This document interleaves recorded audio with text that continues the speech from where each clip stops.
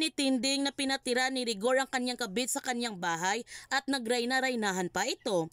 Kaya agad siyang sumugod sa bahay ni Marites para turuan ng leksyon si Lena. Sa kanyang pagdating doon, sinabunutan niya kaagad si Lena at pinagsasampal niya ito. Pinamumukha sa kanya kung gaano ito kakapal ang mukha na pinagsiksikan niya kanyang sarili sa pamilya na ito.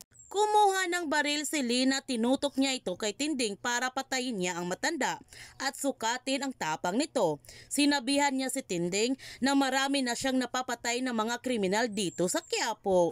Hindi naman natatakot si Tinding at kumuha din siya ng kutsilyo at tinutok niya ito kay Lena.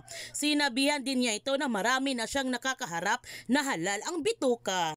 Dahil sa ipinakita na tapang ni Tinding, mapapatay kaya siya ni Lena nito? Gayon pa man, pinagbabaril ng mga armadong tao ang bahay ni Rigor at ang kanyang pinaghinalaan na gumawa nito ay walang iba kundi si Tanggol para maghiganti sa kanya at gusto niyang patayin ang kanilang anak ni Lena. Ngunit hindi naman naniniwala si Marites na kaya itong gawin ni Tanggol. Kaya huwag natin palalapasin ang kapanapanabik ng mga tagpo sa Batang Quiapo.